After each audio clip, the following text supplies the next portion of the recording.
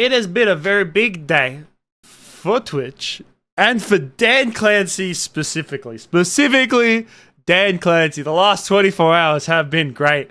And when I saw the first clip, so there's going to be two sections of this video that we're going to talk about when it comes to Dan Clancy. Now, I've made several videos on Dan Clancy and Twitch in general, of course, because I like to talk about internet drama and all that shit. And Dan Clancy, he's a very public figure, being the CEO of Twitch, and he's been very front and center since he's kind of taken over as the CEO of Twitch, which I have said multiple times that I like this direction that he is taking.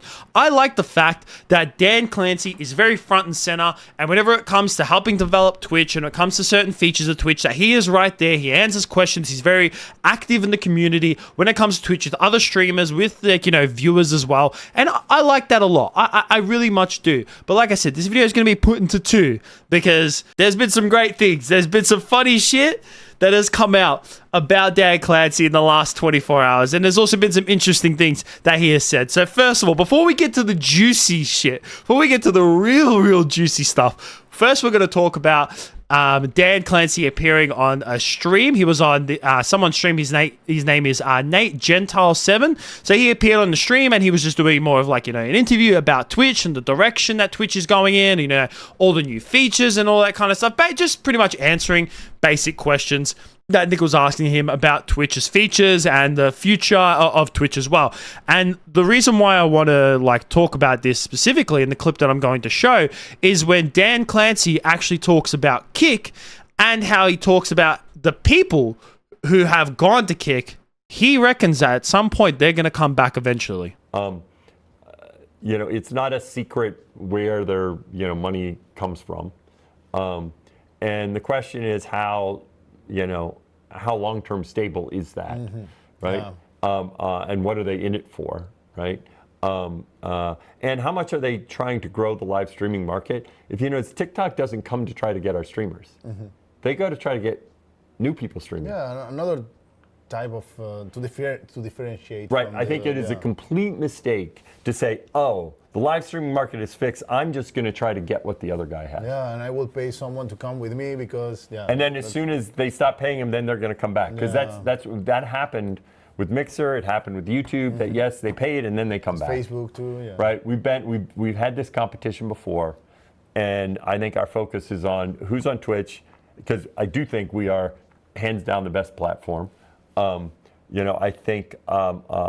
It is people with Dan Clancy saying, "Now I have to admit, I have to agree with him. You can't really disagree with this man." And like I've stated multiple times, I've said this in multiple videos. I even said it in my last one when it came to the Hill, Mike, and Zerka situation. Is that it's not that I'm not a fan of Kick. I'm just not a fan of a lot of the creators that are on the platform in general. I just think a lot of the big creators are just wankers, just like the last two that I covered in my previous video when it came to the Hill, Mike, and Zerka situation.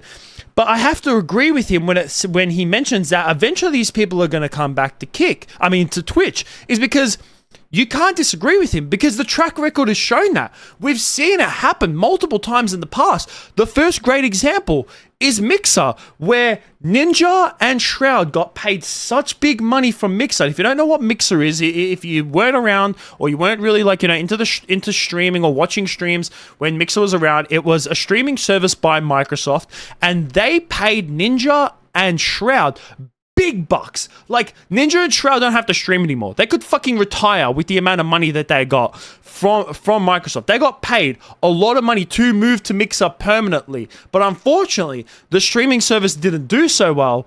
So Microsoft ended up shutting it down, and they actually fully paid out Ninja and Shroud's contracts. And then after that, they've gone back to Twitch. We've seen that also when it's come to some YouTube streamers. Ludwig would have to be one of the great examples. Is that I don't think he's permanently back on Twitch, but he's started to stream on Twitch. And even other creators who have moved to YouTube permanently from big contracts, they've eventually gone back to Twitch. Now, they might not go back to Twitch full time, but they're more multi-streaming. So you kind of have to see from the track record that we've gotten when it comes to a lot of these creators getting paid, especially with a lot of the YouTube contracts starting to come to the end. You know, some people have renewed their contracts. I'm pretty sure Valkyrae got an extension on her contract. I think, don't quote me on that, but I still think that she's like just streaming on YouTube. But there's also other creators as well who have moved to YouTube, and then they've actually made their way back to Twitch once the contracts and once they stop getting paid. And I can 100%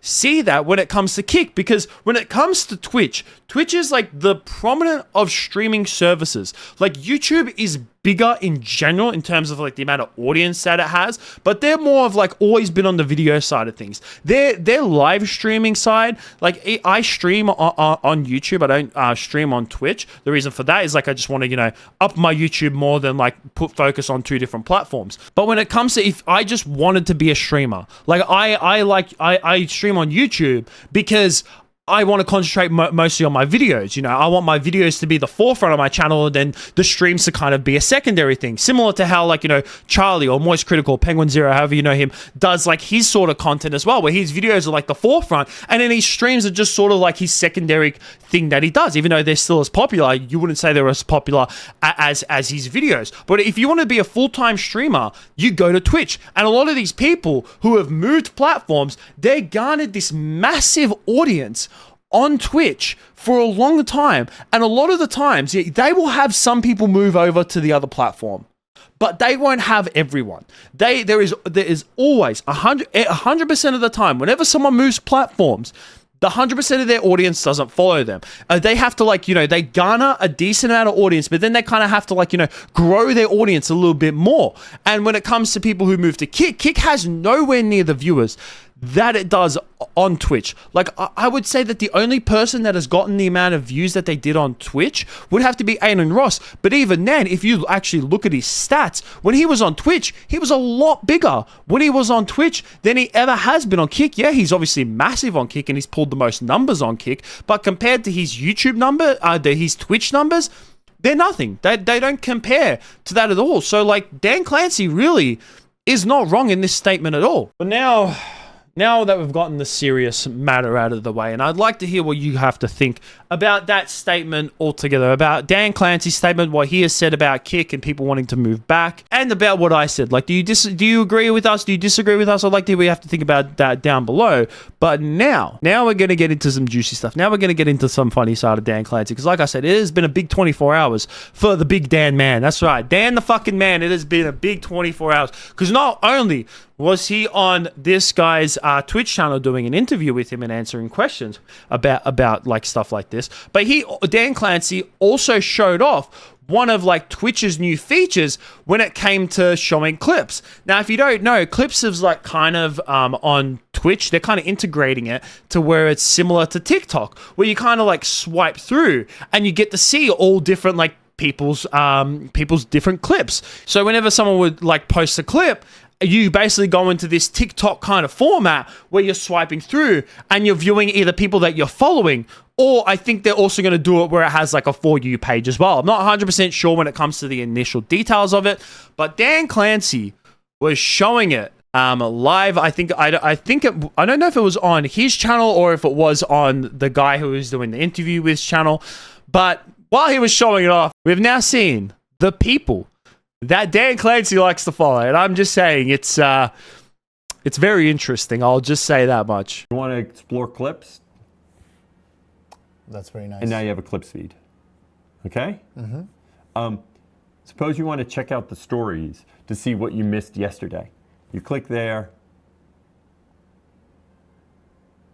and now you're in your stories feed. Okay? Okay. That's very nice. Yeah. That's also... So yeah, he was showing it off, and that same guy that he was doing the interview with, he was showing on that stream, he was showing the new TikTok-like feature for clips. And if you watched carefully, you would see that almost pretty much every single one that Dan Clancy was scrolling through was some kind of ether. And you know what? Like, I don't know. Is this why we, like, Twitch started to allow like nudity and started to like at first be more lenient when it comes to what they were allowing on their platform? Because Dan Clancy comes in and he's like, I want to see titties on my platform. I want to see big honker titties.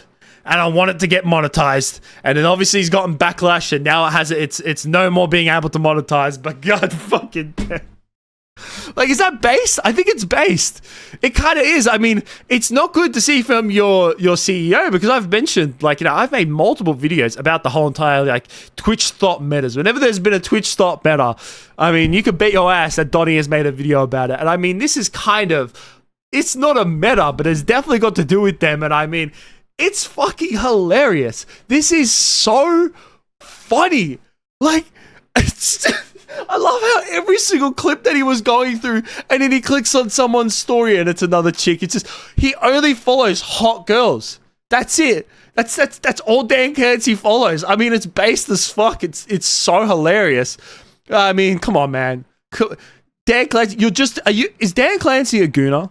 Is he a gooner? Maybe Dan Clancy's been a gooner this whole entire time. I'd like to hear what you guys think about down below. I mean, I don't really have too much to talk about when it comes to that last clip, because it kind of just speaks for itself, really. But the question is Dan Clancy a gooner? Let me know what you think about that down below. I'd like to hear what you think. But that's it from me, guys. Peace out.